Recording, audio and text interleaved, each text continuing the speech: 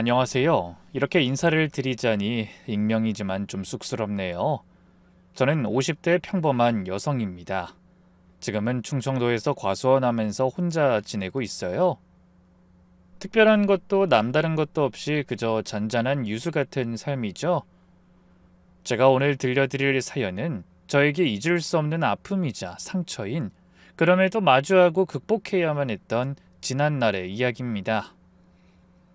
사실 아직까지 그날의 충격에서 벗어나지 못하고 있어서 오늘에서야 훌훌 털어버리려고 합니다.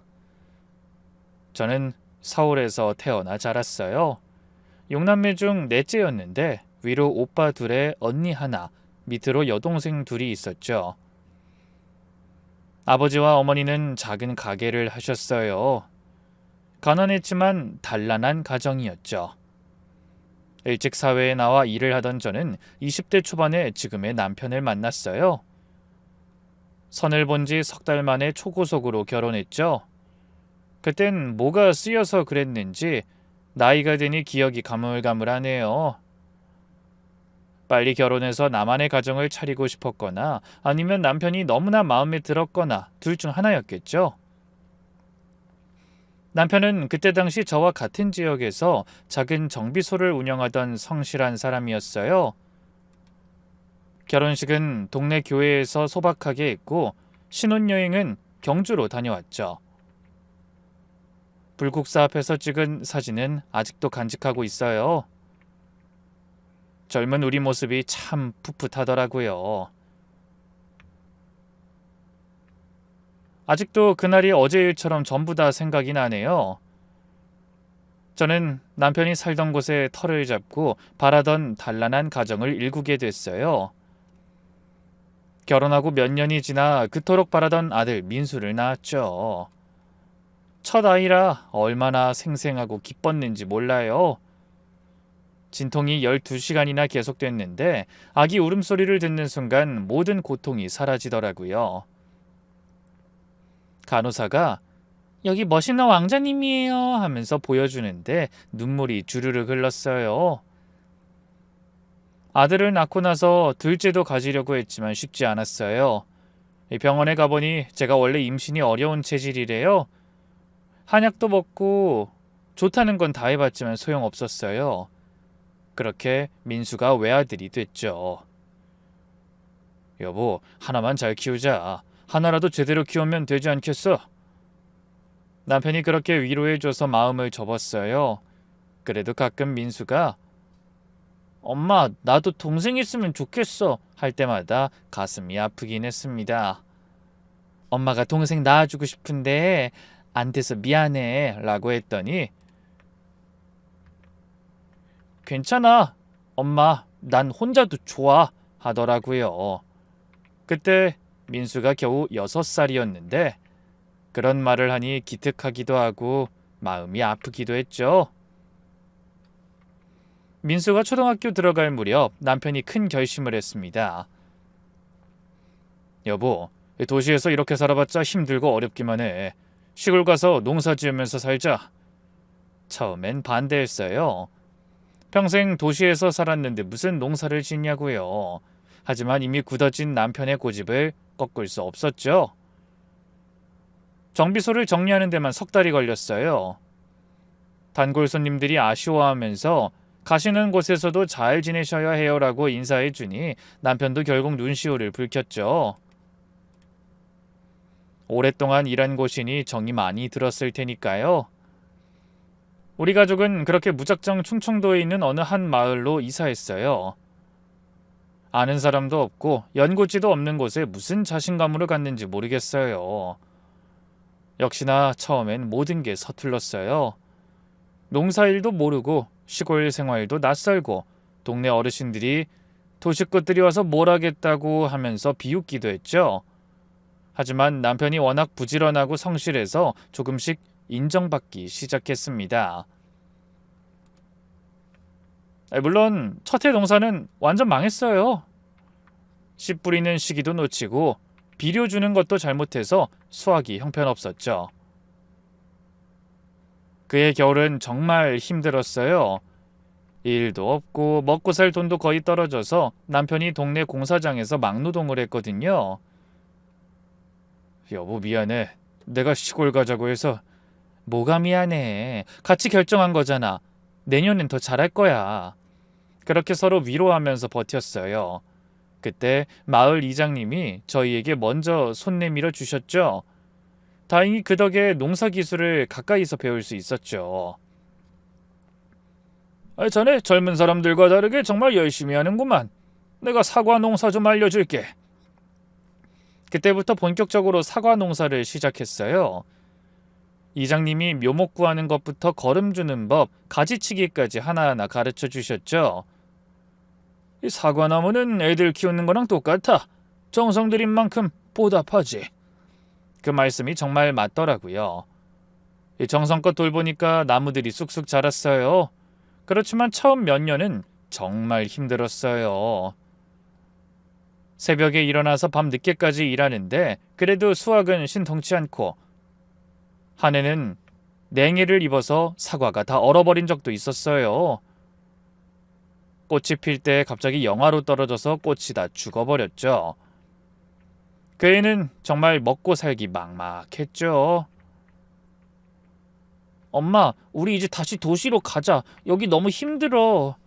초등학생이 된 아들이 그렇게 말할 정도였으니까요. 그때 민수는 학교에서 적응을 잘 못했어요. 도시에서 온 애라고 텃세도 당하고 친구가 없어서 외로워했죠. 민수야, 조금만 참자. 엄마 아빠가 열심히 해서 꼭 성공할게. 싫어. 나 서울 가서 할머니랑 살래. 한 번은 아이가 가출하기도 했어요. 학교 끝나고 안 와서 온 동네를 뒤졌는데 버스 정류장에서 발견했죠. 무작정 서울 가는 버스를 기다리고 있더라고요. 안 가겠다고 울면서 떼쓰는 아들을 안고 저도 같이 울었어요. 그날 밤 남편이랑 진지하게 얘기했죠. 정말 다시 도시로 갈까 하고, 하지만 이미 시작한 일이고 모든 걸 정리하고 내려왔으니 여기서 조금만 더 해보자고 결론 냈죠. 다행히 그 이듬해부터 상황이 나아졌어요. 시골에 적응하니 농사도 조금씩 감을 잡았거든요. 몇 년쯤 지나니까 사과 농사가 자리를 잡기 시작했어요. 우리 과수원 사과가 당도가 높고 맛있다고 입소문이 나면서 도매상들이 먼저 찾아오면서부터 말이죠. 수입이 안정되니 자연스럽게 살림도 나아졌어요. 이 집뿐만 아니라 낡은 농기계도 새 것으로 바꾸고 창고도 새로 지었어요. 무엇보다 아들의 학원비 걱정 없이 보낼 수 있어서 좋았죠.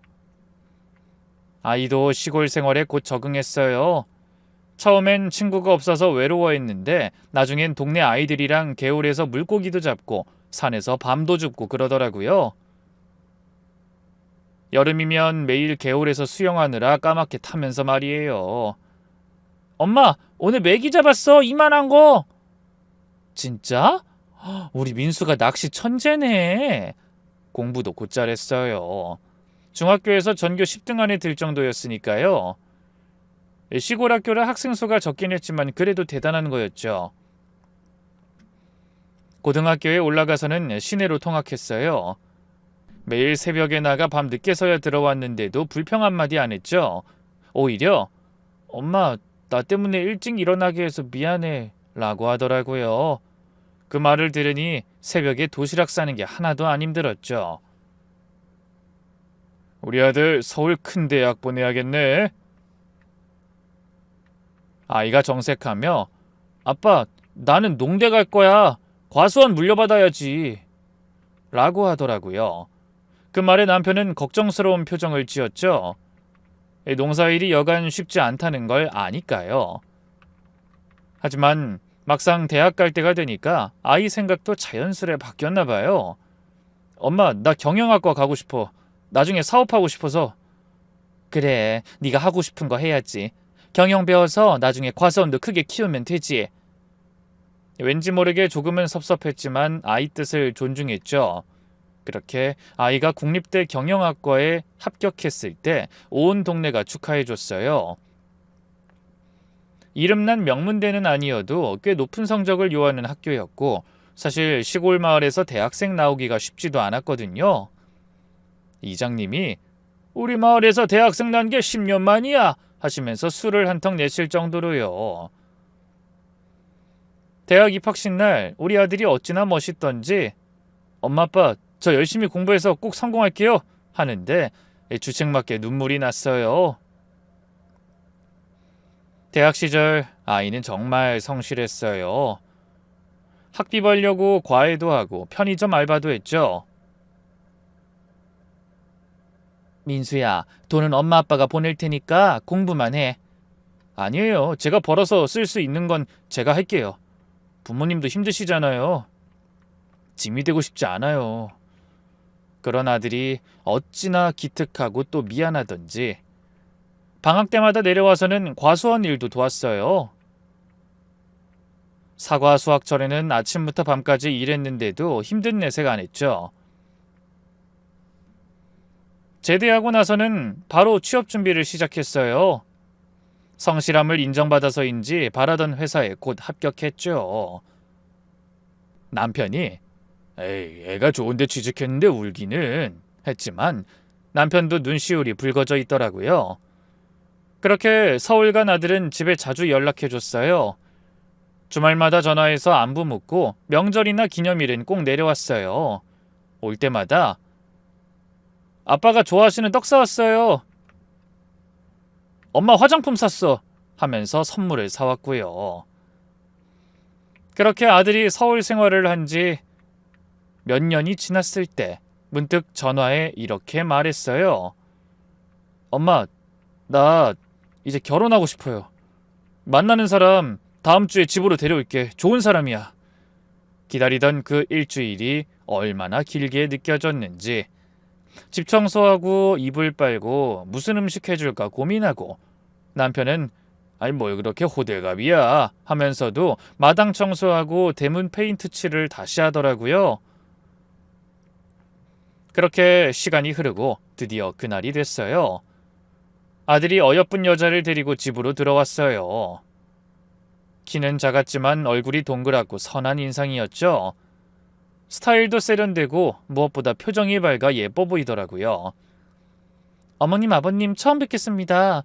저는 박영미라고 해요. 민수 씨랑 만나고 있고 결혼을 생각하고 있어요. 깍듯하게 인사하는 모습이 예뻤어요. 손에는 정성스럽게 포장한 선물도 들고 있었죠. 어서 와요. 멀리서 오느라 힘들었죠? 아니에요. 민수 씨가 운전을 잘해서 편하게 왔어요. 영미 그 아이는 분위기를 참 잘 띄우고 싹싹했어요. 점심 먹으면서 이야기를 나누는데 어머님 이 나물 정말 맛있어요. 직접 키우신 거예요? 그 뒷산에서 직접 기르고 캔 거야. 별건 아닌데. 별거 아니라뇨. 이런 게 진짜 건강식이죠. 도시에서는 돈 주고도 못 먹어요. 성격은 마음에 들었는데 직업이 미용학원 원장이라고 하더군요. 솔직히 좀 걱정했어요. 사업하면 상황이 유동적이고 힘들잖아요. 맞아요, 어머님. 처음엔 힘들었는데 그래도 지금은 안정됐어요. 직원도 5명 있고요. 그렇구나. 아유, 대단하네, 젊은 나이에. 나중에 들으니 영미의 부모님도 미용실을 하셨대요. 어릴 때부터 자연스럽게 배워 대학 졸업하자마자 창업했다고 하더라고요. 시간이 남자 저희는 과수원 구경을 시켜주기로 했어요. 과수원을 보면서 영미도 정말 좋아하더라고요. 우와, 사과나무가 이렇게 많아요? 정말 대단해요. 아이 뭘 작은 과수원이야. 하나도 안 작아요. 이 정도면 엄청 큰 건데요. 어머니 아버지가 다 가꾸신 거예요? 아이 그럼 20년 넘게 가꿨지. 사과나무 하나하나 설명해주는 남편 옆에서 영미가 진심으로 감탄했어요. 이 나무는 몇 년 됐어요? 이건 우리가 제일 처음 심은 나무 중 하나야. 그럼 오랫동안 정말 많은 정성을 들이셨겠네요. 나무 하나하나에 추억이 있으시겠어요. 그 말을 듣는데 왜 그렇게 뭉클하던지. 별뜻이 있어 한 말은 아니겠지만 그냥 우리 고생을 알아주는 사람이 있다는 게 고마웠어요. 그렇게 만남을 끝내고 차를 타고 가는 아들과 영미를 보면서 남편이 말했어요. 우리 며느리들 잘 데려왔네. 괜찮다. 싹싹하고 예의도 바르고. 그러게, 민수가 복 받았어? 그 후로 영미는 자주 우리를 찾아왔어요. 한 달에 2번은 왔던 것 같아요. 올 때마다 뭔가를 꼭 들고 왔죠. 어머님, 이건 무릎 관절에 좋대요. 그리고 이건 아버님 혈관 건강에 좋대요. 꼭 드세요. 아이고, 이런 비싼 거를. 그래도 부모님 건강이 최고죠. 정말 세심한 아이였어요. 우리가 무슨 말 한마디만 해도 다 기억했다가 다음에 올 때 관련된 선물을 사왔죠. 이 선물의 값보다 중요한 게 성이고 그걸 준비하는 마음이잖아요. 전 그게 참 좋았어요. 그렇게 만남을 이어오다 아이들은 1년 후 결혼했어요. 상견례도 순조롭게 진행됐죠. 이 사돈댁을 처음 만났을 때 첫눈에 좋은 분들이라는 걸 알 수 있었어요. 대화를 나눌수록 소박하고 인심 좋은 게 느껴졌거든요. 사돈, 우리 영미가 고집이 좀 있고 원하는 건 꼭 이루려는 승부욕이 있어요. 그저 부족한 아이다 하고 예쁘게 봐주세요. 아이고 뭘요. 우리 민수가 더 부족하죠. 2사람이 서로 아끼는 게 보기 좋아요. 잘 살 거예요. 신혼집은 서울에 전세로 구했어요. 그런데도 신혼 초에는 저희 집에 자주 내려왔어요. 한 달에 한 번은 기본이었죠. 그 마음이 고마워서 올 때마다 반찬통을 가득 채워줬죠. 그러던 중 드디어 저에게도 손주가 생겼습니다. 아들과 며느리의 임신 소식을 들었을 때 얼마나 기뻤는지. 엄마, 우리 아기 생겼어. 할머니 된 거 축하드려요. 전화기 너머로 아들의 목소리가 떨리는 게 느껴졌죠. 정말? 아이, 축하한다. 몸 조심해야 해. 영미가 입덧이 심해서 고생이에요. 뭐 먹고 싶은 거 있으면 말해. 다 보내줄게. 임신 기간 내내 며느리가 먹고 싶다는 거 다 보냈어요. 새벽에 딸기가 먹고 싶어요 하면 다음날 딸기 한 박스, 매실이 당긴다면 매실청 담아서. 그러다 새벽에 손주가 태어났을 때 다음날 첫 기차 타고 곧바로 서울에 올라갔죠. 병실에 들어가니 며느리가 파리한 얼굴로 누워 있었어요. 어머님 오셨어요? 고생했다. 많이 힘들었지? 괜찮아요. 아기 얼굴 보니까 다 잊었어요. 신생아실에서 본 손주는 정말 천사 같았어요. 작은 주먹을 쥐고 자는 모습이 너무 예뻤죠. 어머님, 이름은 태민이로 지었어요. 큰 뜻을 품고 백성을 이롭게 하라는 뜻으로요. 좋은 이름이다. 우리 태민이 이름처럼 훌륭한 사람 되렴. 산후조리를 마친 며느리를 시골로 데려왔어요. 제가 옆에서 아기도 돌보고 밥도 해먹이며 며느리 몸조리를 도우려고 한 거였죠.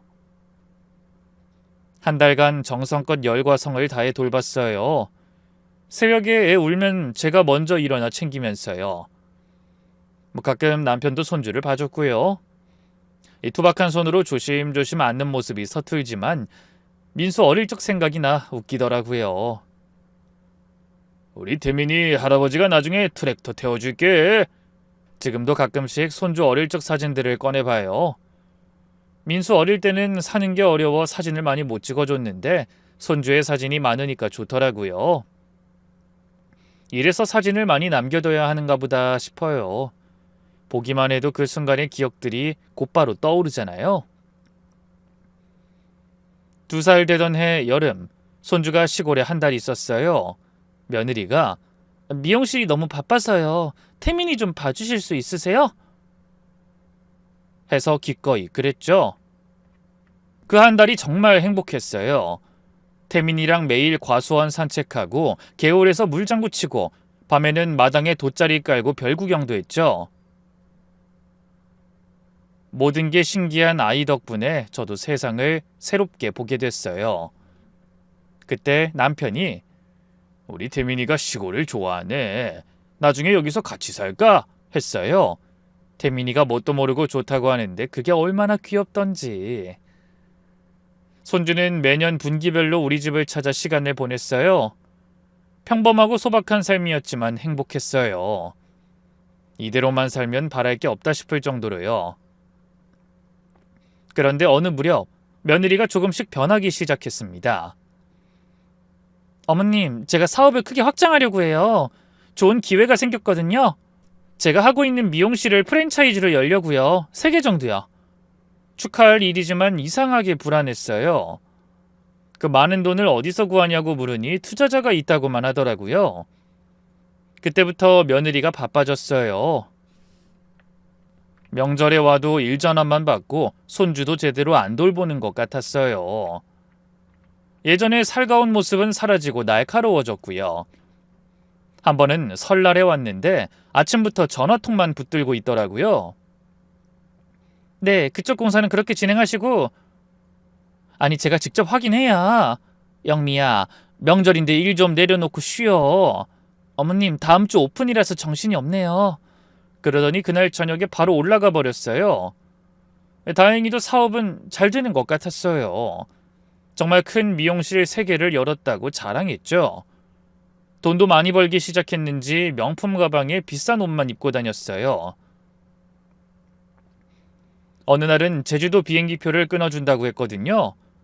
어머님, 아버님, 제주도 여행 보내드릴 테니 가세요. 호텔도 예약해 드릴게요. 아니야, 우린 집이 편해. 에이, 맨날 시골에만 계시면 어떡해요. 여행도 다니셔야죠. 이런 기회가 몇 번이나 있다고. 좋은 뜻인 건 알지만 왠지 무시당하는 기분이었어요. 말이 점점 세지더라고요. 그렇게 시간이 또 흘러 몇 년 후 제 인생 가장 큰 불행이자 아픔인 사건이 있었어요. 남편이 사고를 당한 겁니다. 평소와 같던 그날 아침, 남편이 트랙터 받침대가 좀 이상해. 정비 좀 해야겠다 하고 나갔어요. 조심해요. 혼자 하지 말고 다른 사람 불러서 같이 해. 에이, 뭐 이 정도야 혼자 해도 돼. 금방 할게. 금방 올 테니 조금만 기다려줘. 그게 마지막 대화였어요. 그 평범하고 별거 없던 대화가 몇십 년을 함께 살아온 우리의 끝이었다니. 점심때가 다 됐는데도 남편이 안 들어와서 나가봤더니 여보! 여보! 사고는 이미 일어난 후였어요. 아무리 불러도 대답 없는 이미 차가워진 남편을 붙들고 울부짖었죠. 남편은 그렇게 떠났어요. 믿기지 않았습니다. 어제만 해도 내 곁에 있던 사람이 이렇게 허무하게. 지금껏 버텨온 삶은 아무것도 아니라는 듯 호련히 떠났다는 게 도무지 믿기지 않았어요. 장례식장 3일 동안 정신이 없었습니다. 아들은 울기만 하고 저는 정신을 못 차리고 그때 며느리가 고맙게도 모든 걸 처리해줬죠. 어머님, 제가 다 알아서 할 테니 좀 쉬세요. 조문객 접대, 부의금 정리, 장례 절차 다 맡아서 했어요. 그때는 정말 고마웠죠. 그런데 장례 끝나고 보험금 정리를 도와주던 며느리 태도가 이상해졌어요. 저한테서 보험 서류를 받아가서 다 확인하더니 실망한 표정을 숨기지 못하더라고요. 심지어 이렇게 말하면서요. 보험금이 5천만 원도 안 되네요? 하긴 뭐 농사 짓는 분 보험금이 얼마나 되겠어요. 생각을 잘못했네. 그때도 분명 이상했는데 경황이 없어서 따져 묻지 못했죠. 남편이 떠나고서 무슨 정신으로 살았는지 모르겠어요. 시간은 느린 듯 빠르게 흘러갔고 저는 그저 멍하니 일만 하며 하루를 보냈어요. 일이라도 하지 않으면 잡다한 생각에 빠져 헤어나오지를 못하겠더라고요. 그래도 어쩌겠어요. 산 사람은 살아야지. 내가 삶을 놓아버리면 남편은 분명 슬퍼했을 테니 어떻게든 꾸역꾸역 정신줄 붙잡으며 지냈어요. 그렇게 2달이 흘렀습니다. 아주 조금씩 나아지고 있던 때 또 다른 불행이 저를 덮쳐왔어요. 아들이 해고됐답니다. 10년을 훌쩍 넘게 다닌 회사에서. 엄마, 저 회사에서 잘렸어요. 팀장이 자기 잘못을 나한테 뒤집어 씌웠어. 자세히 들어보니 정말 억울한 일이었어요. 팀장이 무리하게 진행한 프로젝트가 실패하자 실무 책임자였던 아들한테 모든 책임을 떠넘긴 거였죠. 위에서도 알면서 희생양이 필요하니 그냥 눈 감은 거고요. 오랫동안 다니던 첫 회사에서 그런 일을 당하다니. 그때 전화기 너머로 며느리 목소리가 들렸어요. 여보, 너무 상심하지 마. 내가 있잖아. 미용실 수익도 괜찮으니까 당분간은 쉬어도 돼. 위로하는 것 같았지만 분명 말투는 차가웠어요. 마치 계산이 다 끝난 사람 같은 느낌이랄까. 그 후로 아들은 열심히 구직 활동을 했지만 번번이 실패했어요. 나이, 한 분야에만 있던 경력, 해고 전력, 불리한 조건이 너무 많았대요. 전화할 때마다 아들 목소리가 점점 지쳐갔고 나중엔 술 마신 목소리로 전화가 오기도 했어요. 엄마, 나 정말 한심하지? 가장이 돈도 못 벌고 영미도 요즘 나보는 눈빛이 달라. 무시하는 것 같아. 그런 아들을 위로해주고 싶었지만 제가 해줄 수 있는 게 없었어요. 제가 가겠다고 하면 결사코 오지 말라고 하더군요. 볼낯이 없다고. 그렇게 어영부영 1년이 지났어요. 안부 전화만 하며 서로의 생사만 확인하는 정도였죠. 그러던 중 저는 충격적인 장면을 목격했습니다. 언젠가 한번 거래처 사장과 만날 일이 있어서 갔다가 그러고 보니 며느리 미용실이 근처라는 걸 기억해냈거든요. 한 번도 안 가봤는데 구경이나 해볼까 싶어서 그냥 가벼운 마음으로 갔죠. 이 건물이 생각보다 크더라고요. 막 들어가려는데 며느리가 나오는 게 보였어요. 그런데 젊은 남자랑 팔짱을 끼고 있었어요. 처음엔 직원이겠지 생각했어요. 근데 자세히 보니 뭔가 이상한 겁니다. 며느리가 그 남자한테 완전히 기대 있고 남자는 며느리 머리를 쓰다듬고 제가 생각한 그게 아닐 거라고 믿고 싶었어요. 아들이 그렇게 힘들어하고 있는데 며느리가 설마 다른 남자와... 집으로 돌아오는 기차 안에서 머릿속이 복잡했어요. 아들한테 말해야 하나? 혹시 내가 오해한 건 아닐까? 온갖 생각이 다 들었죠. 며칠을 고민했어요. 말하자니 아들이 받을 충격이 걱정되고 안 하자니 양심에 걸리고 결국 용기를 내서 전화했죠. 민수야, 사실 엄마가 며칠 전에... 네, 엄마. 근데 지금 좀 바빠서요. 나중에 다시 걸게요. 말을 꺼내기도 전에 전화를 끊어버렸어요. 그게 아들과의 마지막 제대로 된 통화였습니다. 그 후로 아들은 제 전화를 안 받았어요. 하루에 10번씩 걸어도 소용없었죠. 문자 보내도 읽지 않았고 며느리한테 전화하면 이상한 소리만 했어요. 어머님, 민수 씨가 요즘 우울증이 심해서 병원 다녀요. 뭐? 어느 병원? 여러 군데 다니고 있어요. 약도 먹고 있고요. 그럼 내가 가서... 안 돼요. 의사 선생님이 가족들도 만나지 말래요. 충분히 쉬어야 한대요. 그럼 넌 어떻게 지내냐? 혹시 다른 문제가 있는 건 아니고? 문제라뇨. 저희 집에 문제는 민수 씨밖에 없어요. 제가 옆에서 열심히 케어하고 있으니까 걱정 마세요, 어머님. 뭔가 숨기는 게 분명했지만 정말 우울증이면 어떡하나 싶어서 더는 추궁하지 못했어요. 그 일을 핑계로 아들 내외는 여전히 집에 오지 않았어요. 오빠가 입원했어요. 집중치료 받고 있어요. 핑계만 대면서요. 명절에도 마찬가지였고요. 태민이라도 보고 싶은데... 태민이도 요즘 학원 다니느라 바빠요. 다음에 꼭 데려갈게요. 그 다음 해가 몇 년이 넘도록 오지 않았어요. 가끔씩 태민이 사진이랑 아들 사진만 전달받은 정도였죠. 집에 가보겠다고 해도 며느리가 한사코 거절했어요. 무작정 찾아가겠다고 해도 그럼 민수 씨가 더 안 좋아질 거예요. 완쾌되면 알아서 내려갈게요, 어머님. 제가 설마 거짓말 하겠나요? 라고 하더군요. 전 그 말을 믿을 수밖에 없었어요. 동네 사람들이 아들이 왜 안 오냐, 무슨 일 있냐 물을 때마다 바쁜가 봐 하고 둘러댔지만 내심 섭섭하고 걱정되고 근심이 이만저만 아니었죠. 그러다 아들과 같은 지역에 있던 조카에게서 전화가 왔습니다. 이모, 저 저번에 민수 오빠 봤어요. 뭐? 언제? 지난주요. 근데 많이 수척해졌더라고요. 제가 인사하려니까 그냥 가버렸어요. 그 말 듣고 더는 못 참겠더라고요. 뭔가 크게 잘못됐다는 확신이 들었어요. 생각해보니 지난 5년 동안 아들 집에 간 적이 없었더군요.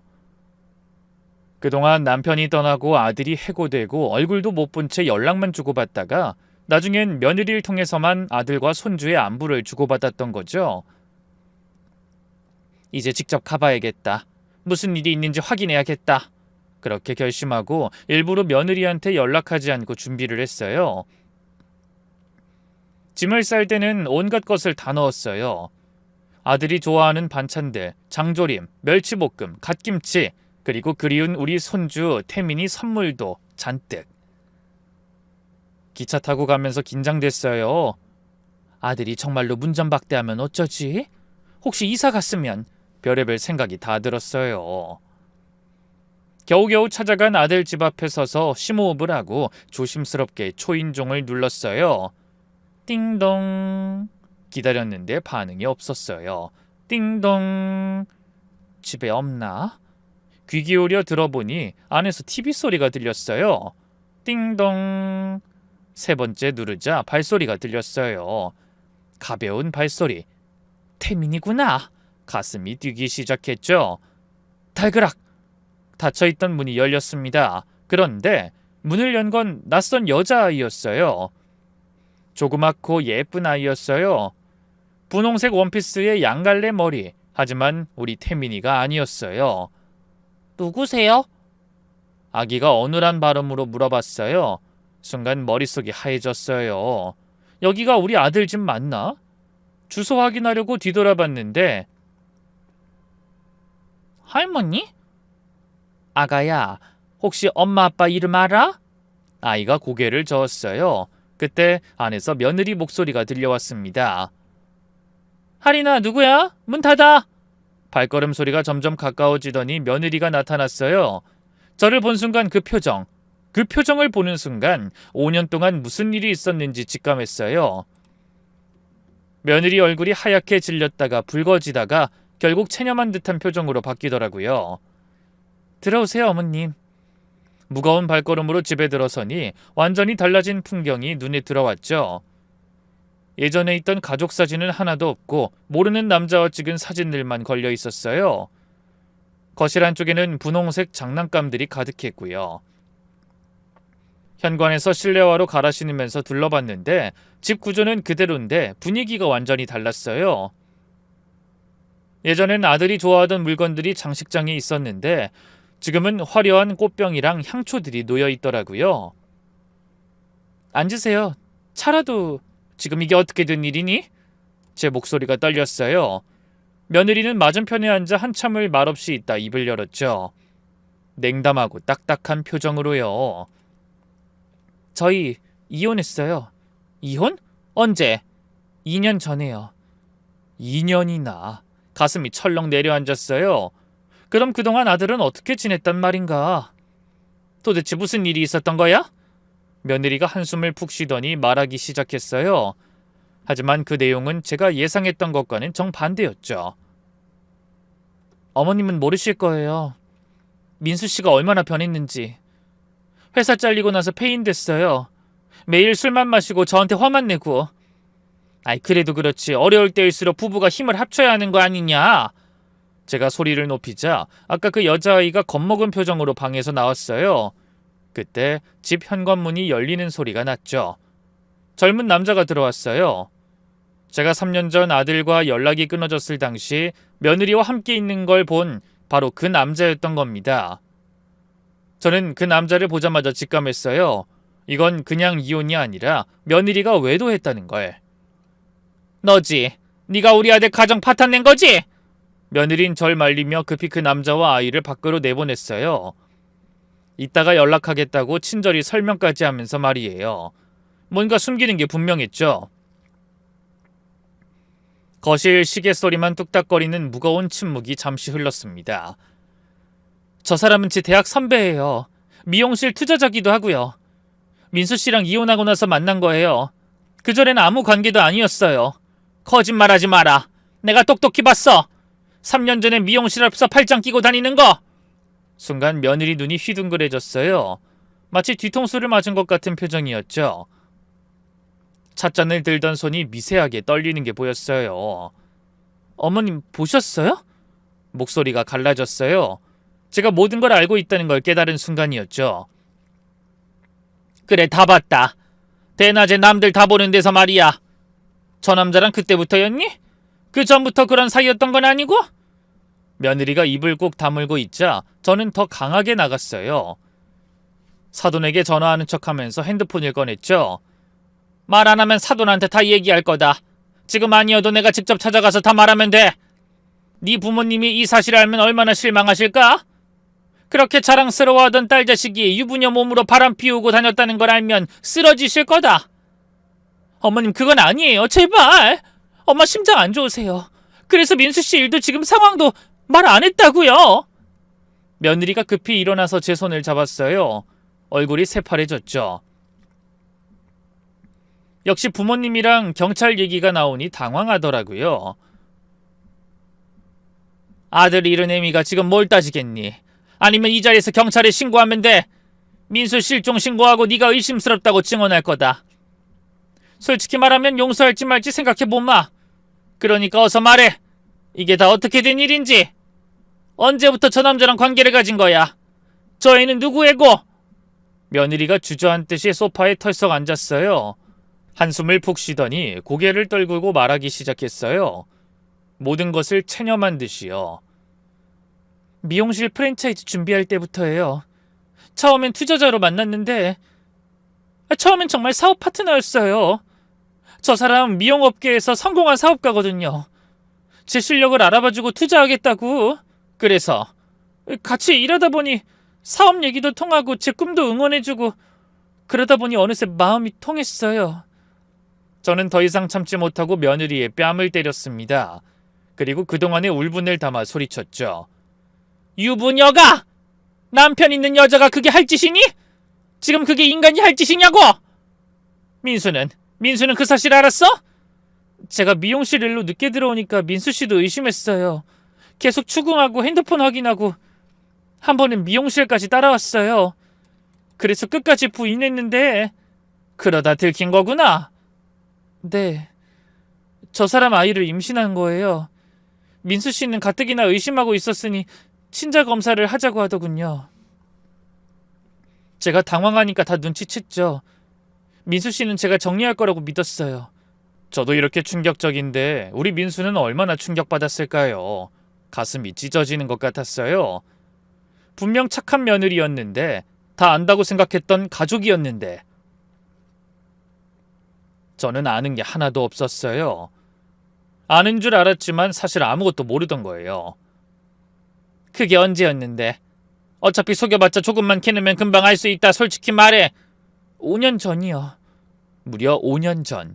그때면 남편이 세상을 떠났을 쯤이었어요. 그렇다고 민수는 며느리의 외도를 알고도 참았고 그 사이 회사에서 해고됐고 연락이 끊긴 거였어요. 도저히 믿기 힘든 진실이었습니다. 그간 어떤 심정으로 버텨온 걸까요? 저에게 말도 하지 않고 며느리를 향한 배신감에 아무 말도 할 수 없었어요. 당장이라도 쓰러뜨리고 손찌검이라도 하고 싶었지만 손에 힘이 없었어요. 충격과 절망이 절 잡아먹은 것처럼요. 그래서 지금 민수는 어딨니? 저도 몰라요. 연락 끊긴 지 좀 됐거든요. 그때 현관문이 열리는 소리가 났어요. 학원 가방을 맨 우리 손주 태민이가 지친 표정으로 들어왔죠.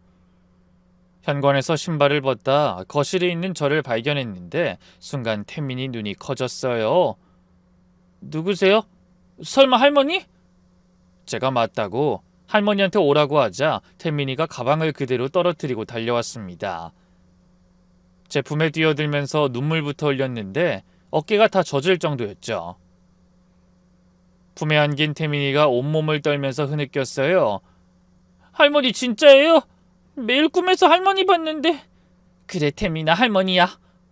아유, 우리 태민이 정말 많이 컸네. 미안하다 할미가 이제야 와서. 5년 만에 안아보는 손자였어요. 그 어린아이가 이젠 키도 크고 소년의 모습을 하고 있더군요. 품에 안긴 모습은 제 눈에 여전히 조그만 아기처럼 보였지만요. 태민이가 제 품에서 한참을 울었어요. 며느린 불편한 표정으로 바라보고 있었죠. 그걸 아는지 태민이가 눈물 범벅인 얼굴을 들었어요. 어릴 때 그 해맑던 눈빛이 많이 어두워져 있었죠. 할머니 저 여기 싫어요. 며느리가 잠시 안방에 간 사이 태민이가 몰래 작은 목소리로 속삭였어요.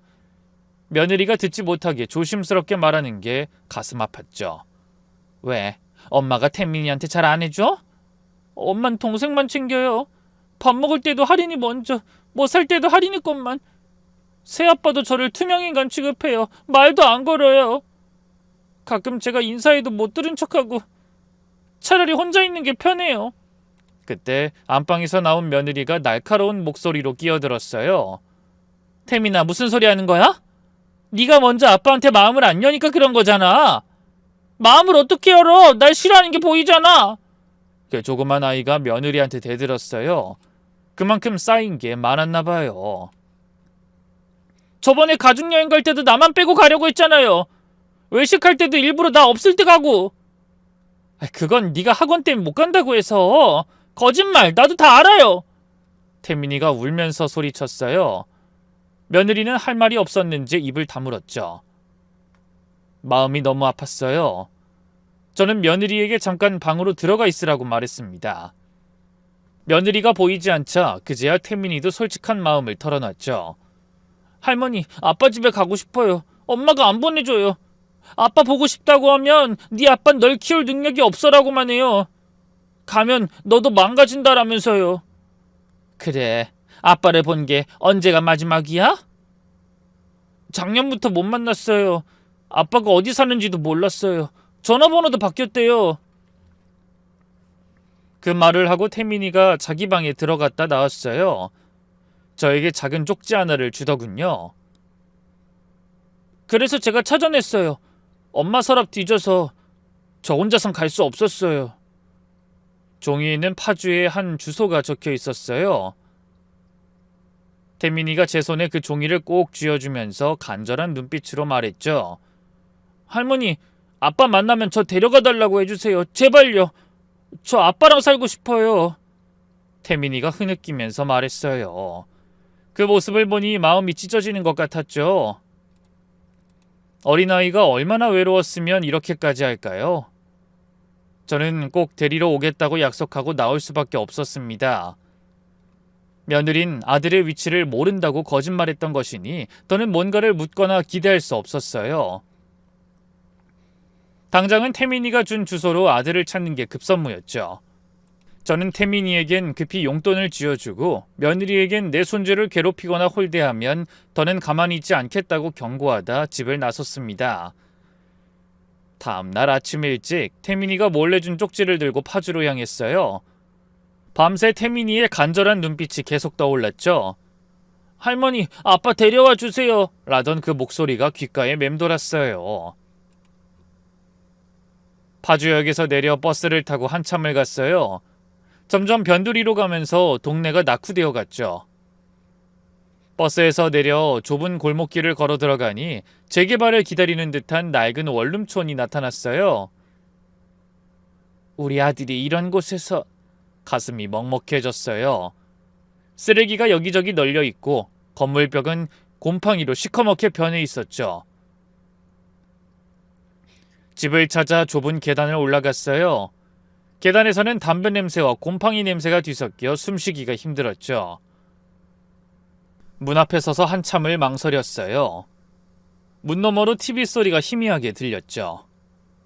용기를 내서 초인종을 눌렀습니다. 누구세요? 쉰 목소리가 들렸어요. 우리 아들 목소리가 맞나 싶을 정도로 변해 있었죠. 민수야, 엄마다. 한참 동안 아무 소리도 들리지 않았어요. 그러더니 안에서 부산하게 움직이는 소리가 났죠. 뭔가 치우는 소리, 창문 여는 소리, 그리고 문이 열렸어요. 엄마? 문 앞에 선 사람을 보고 저는 숨이 멎는 줄 알았어요. 뼈만 남은 얼굴, 푹 꺼진 눈, 며칠은 안 깎은 듯한 수염, 헝클어진 머리. 그 깔끔하고 단정했던 우리 아들이 이렇게 변했다니. 민수야, 너 이게 뭐니? 말이 나오지 않았어요. 그냥 아들을 끌어안고 울었죠. 아들도 제 품에서 어린아이처럼 흐느꼈어요. 엄마 죄송해요. 정말 죄송해요. 제가 조만간 찾아가려고 했는데 상태가 안 좋아서 자꾸 미루다 보니. 아들을 안고 있으니 얼마나 말랐는지 뼈가 만져질 정도였어요. 좁은 원룸 안으로 들어가니 더 충격적이었죠. 컵라면 용기들, 소주병들, 담배꽁초들이 여기저기 널려 있었어요. 창문도 제대로 열지 않았는지 공기가 탁했고요. 대체 이게 뭐냐고. 어떻게 이렇게 살아? 죄송해요. 치울 생각을 못했어요. 아들이 부랴부랴 쓰레기를 치우려 했지만 저는 아들 손을 잡고 낡은 테이블에 앉았어요. 됐어. 앉고 우리 이야기부터 하자. 너 지금 태민이가 어떻게 지내고 있는지 알긴 하니? 아들 눈에 눈물이 고였어요. 태민이가 절 보고 싶어해요? 매일 아빠 생각한단다. 그건 왜 안 찾았니? 아들이 고개를 떨궜어요. 어떻게 만나요, 이런 모습으로. 폐인이 된 아빠를 보면 얼마나 실망하겠어요. 으이구 이놈아. 태민이는 네가 어떤 모습이든 상관없어. 그저 아빠가 보고 싶을 뿐이야. 거기서 새아빠한테 눈칫밥 먹고 엄마한테 제 사랑 못 받으면서 하루하루 힘들게 지낸단다. 그게 아들한테 할 짓이니? 그때 아들이 충격적인 고백을 했어요. 엄마, 사실 전 해고당한 후로 완전히 무너졌어요. 매일 술만 마시고 괴로워하고. 제가 힘들어하니 집사람의 마음도 다시 저에게 올 줄 알았어요. 저도 집사람 믿어줬으니까. 집사람도 절 믿어주고 그 남자는 정리할 줄 알았어요. 우리 사이에 최소한의 의리는 있는 줄 알았는데 오히려 영민 그 시기를 기회로 삼은 거예요. 저를 버릴 기회요. 그래서 무능한 남편, 경제력도 없는 주제, 이런 남자랑은 못 살겠다. 매일 그런 말을 들었어요. 제 자존감이 완전히 바닥을 쳤죠. 그러다 이혼 요구를 받았고 양육권도 경제력 핑계로 빼앗겼어요. 그래도 엄마한테 말했어야지. 어떡해요? 엄마 저 인생 실패자 됐어요라고요? 차라리 죽었다고 생각하는 게 나을 것 같았어요. 이 바보 같은 자식, 그게 말이 되냐? 너도 아이 가진 애비로서 어떻게 그렇게 말할 수 있어? 네 자식이 그랬어도 넌 차라리 죽었다고 체념하며 살 수 있겠니? 아직도 철이 안 들었어? 엄마가 네 아버지 떠나보내고 너만 보며 사는 거 몰랐냐고? 저는 아들을 꼭 끌어안고 울음을 터뜨렸어요. 넌 실패자가 아니야. 잠시 길을 잃었을 뿐이야. 이제 다시 시작하면 돼. 같이 집에 가자. 엄마, 저는 태민이가 아빠 기다리고 있어. 어떤 모습이든 함께 해야지. 그래야 가족이잖니. 왜 너는 아내와의 의리만 생각해? 아버지로서의 의리도 사랑도 지켜야지. 그 말에 아들이 결국 일어났어요. 그래요. 아들에게도 태민이는 삶의 이유였던 거죠. 그날로 아들을 시골로 데려와 재활을 시작했어요. 처음엔 페인처럼 하루 종일 방에만 있었지만 점점 밖으로 나오기 시작했죠.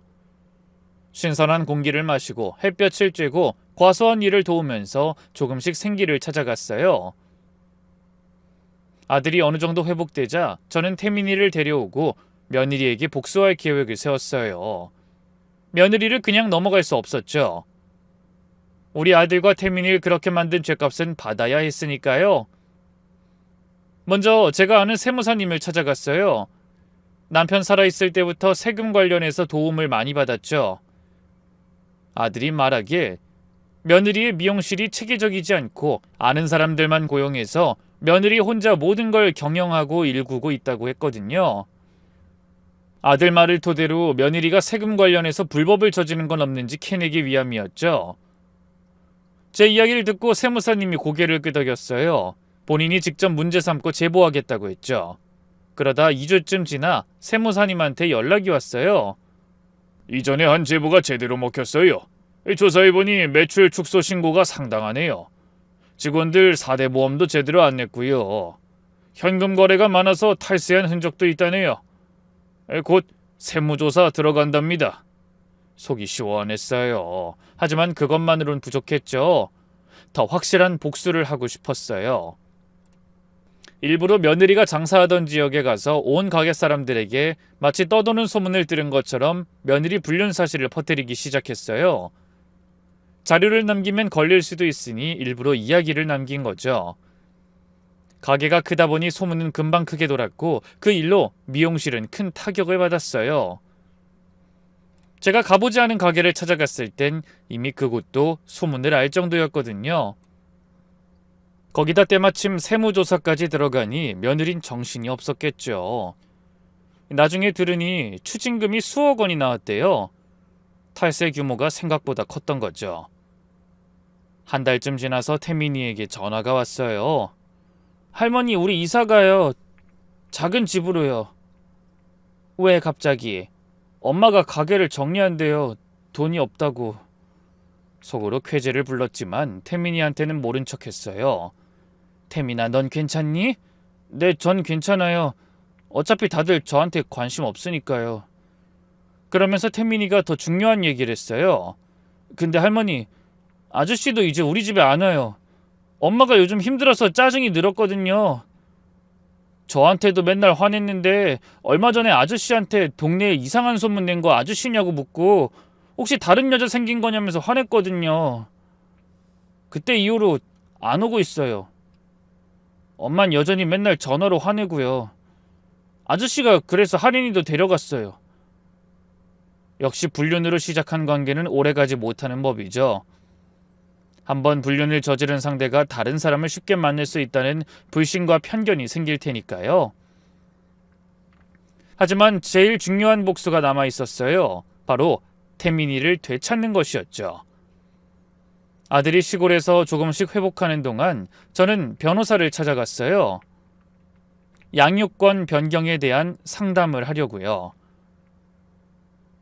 지금 아버지가 안정적인 주거 환경이 있고 조부모님의 지원도 있으니 충분히 가능합니다. 무엇보다 아이가 원한다는 게 중요해요. 그때쯤 아들에게도 희망적인 소식이 있었어요. 민수가 경영학 전공했다며? 젊은 사람 필요한데 한번 지원해봐. 이장님의 추천으로 아들이 면접을 보게 됐어요. 다행히 합격해서 스마트팜 관리자로 일하게 됐죠. 월급은 많지 않았지만 다시 생각하기엔 충분했어요. 아들이 직장을 구하자 바로 양육권 변경 신청을 했어요. 법원에서는 태민이의 의견을 가장 중요하게 봤죠. 재판날, 태민이가 판사님 앞에서 울면서 말했대요. 아빠랑 살고 싶어요. 할머니도 있고 지금 집에선 제가 없어도 아무도 신경 안 써요.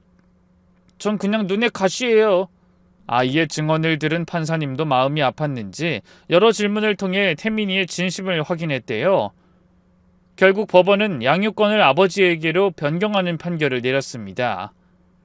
태민이가 우리 집으로 오던 날을 평생 잊지 못할 거예요. 작은 가방 하나만 들고 온 태민이가 현관문을 들어서자마자 소리쳤죠. 할머니, 이제 여기서 살 수 있어요. 매일 할머니 볼 수 있어요. 태민이가 집안을 뛰어다니면서 좋아하는 모습을 보니 눈물이 났어요. 아빠, 제 방은 어디예요? 여기야. 작지만 네 방이야. 태민이는 작은 방을 보고도 너무 좋아했어요. 그동안 얼마나 이 순간을 꿈꿔왔을까요? 며느리는 양육비도 제대로 주지 않았어요. 세무 문제로 추징금 내느라 여유가 없다면서요.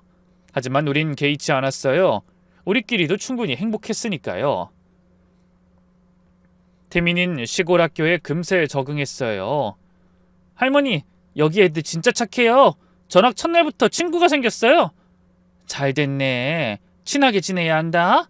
네, 내일 친구들이랑 뒷산에 놀러 가기로 했어요. 원래 집에선 이런 거 못했는데. 태민이가 밝아지는 모습을 보면서 아들도 더 열심히 살았어요. 일도 성실히 하고 주말엔 과수원 일도 돕고요. 아빠, 나도 일 도와드릴게요. 괜찮아. 넌 공부하고 놀기만 해.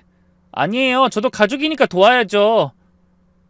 부자가 함께 사과 따는 모습을 보면서 생각했어요. 이게 진짜 가족이구나. 혈연으로만 맺어진 게 아니라 서로를 아끼고 원하는 마음으로 맺어진 가족. 최근에 태민이를 통해 들은 소식으로는 며느리가 그 남자와 완전히 헤어졌대요. 딸아이도 남편에게 뺏기고요. 미용실도 하나만 간신히 유지하고 있다네요. 세금 문제도 아직 해결 안 됐고 불륜 소문 때문에 장사도 잘 안 된다고요. 이 인과응보라는 게 정말 있나 봐요. 남의 가정을 파기한 대가를 톡톡히 치르고 있는 거죠. 그 뒤로 한 번은 며느리한테 연락이 왔었어요. 시골에 한번 내려와도 되겠냐고 묻더군요. 저는 며느리가 그랬던 것처럼 못 박아뒀죠. 어머님, 태민이가 보고 싶어요. 제 잘못을 이제야 깨달았어요. 그러니 한 번만 보면 안 될까요? 그래도 제가 엄마잖아요. 민수 씨한테도 용서를 구하고. 절대 안 된다. 네가 오면 그 뻔뻔한 낯짝 보고 민수도 태민이도 안 좋아진다.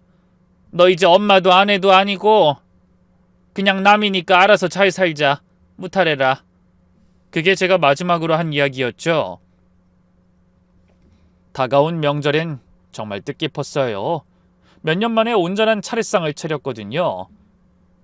아들이 제주 역할을 하면서 남편에게 고했어요. 아버지 죄송하고 감사합니다. 이제 제가 집안을 잘 지키겠습니다. 태민이도 절하면서 말했죠. 할아버지, 저 이제 여기서 잘 지내고 있어요. 아빠랑 할머니랑 태민이 지켜봐 주세요. 차례 끝나고 마당에서 달 구경하면서 막걸리도 마셨죠. 엄마 정말 감사해요. 엄마 아니었으면 전... 그만, 이제 앞만 보자. 네, 앞으로 더 열심히 살게요. 태민이도 잘 키우고 과수원도 잘 가꾸고.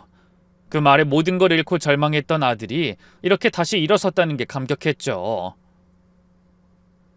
이렇듯 우리는 잘 지내고 있어요. 제 이야기가 누군가에게 희망이 됐으면 좋겠네요. 가족이 무엇인지, 진짜 행복이 무엇인지 다시 생각해보는 계기가 됐으면 해요. 상처받고 무너져도 다시 일어설 수 있어요. 가족이 있다면, 서로를 진심으로 아끼는 사람들이 있다면 가능합니다. 우리는 긴 시간을 잃었지만 더 단단한 가족이 되어 돌아왔어요. 완벽하지 않아도 괜찮아요. 상처가 있어도 괜찮아요. 중요한 건 함께라는 거죠. 이제 정말 끝이네요. 모두 가족과 함께 행복하시길 바랍니다.